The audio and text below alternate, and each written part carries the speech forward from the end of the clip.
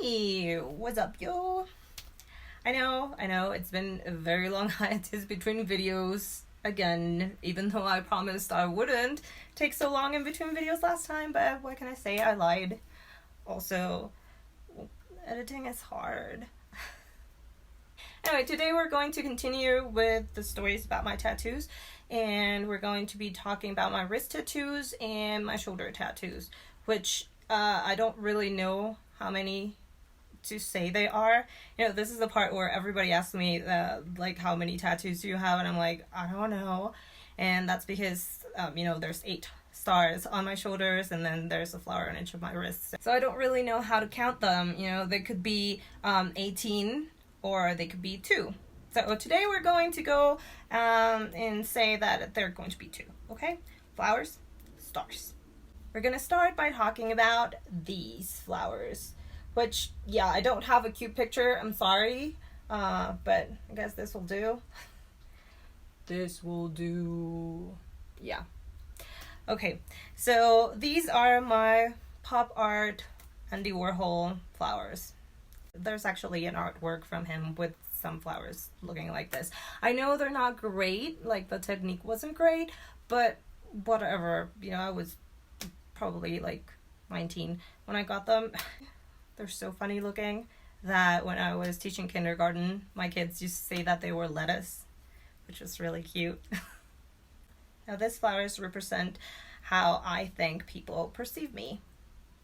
And that is like pop art, which sounds really conceited, but let me explain. The way I see it, there are 2 sides to pop art, There's the normies who would just look at a can of soup and bananas and they're like, yeah, I get it, like I've seen that before, whatever. And then there's the other side where really cool artsy people are like, yeah, we're using pop art as a tool for social commentary. And I think that is how other people perceive me sometimes. There's all the normies who just look at me and are like, whatever, it's another alt looking chick and there's nothing more to that, and she probably takes herself too seriously, whatever. And then there's the other side of this beautiful, artsy, cool people that I've chosen to surround myself with, who totally get me, those beautiful people that all I have to do is share a look with or spit out a quote from a stupid movie that we've seen together and experienced together, and they're like, I got you, girl, you cool. So that's pretty much my explanation of why I'm like pop art and why I got this. I used to be very full of it when I was younger.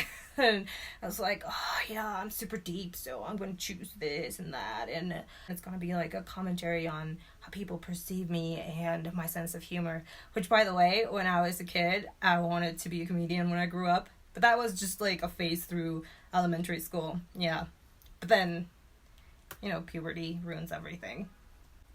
And I also think that's how a lot of people see my sense of humor too, because most people think that either I'm being rude or that I'm way too serious.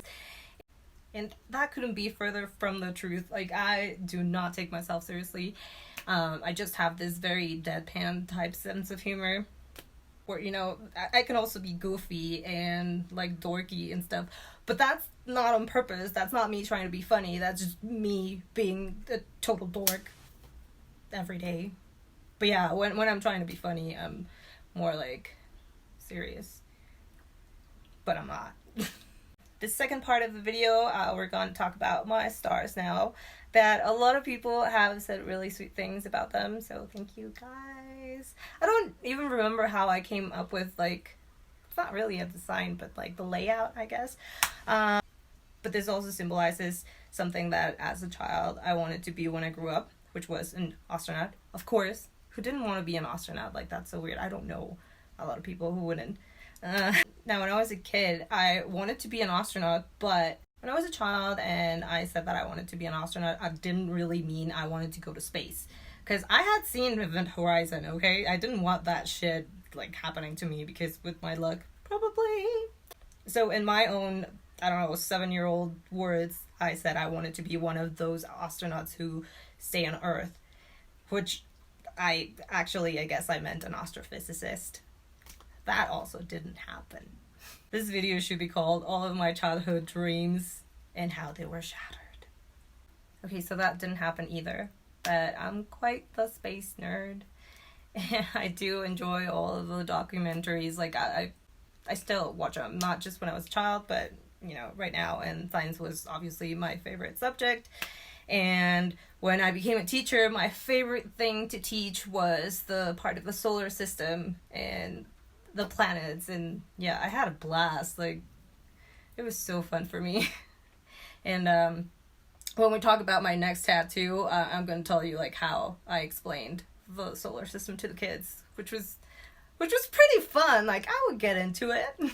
My obsession with space began when I was like really little. My mom bought me this like nerdy books for kids. One of the things that fascinates me the most about learning space shit is that it makes me feel both like really insignificant and also, you know, bewildered at the same time. I mean, I say insignificant because we're nothing but a speck of dust that no one gives a shit about. And then I feel wondered and bewildered about the fact that, you know, what are the odds, you know, of this perfect planet with lots of water in an atmosphere to be orbiting the sun at just the right distance, not too hot, not too cold. You know, what if Jupiter would have, you know, had enough pressure to become another sun, and then, you know, human life would have not happened?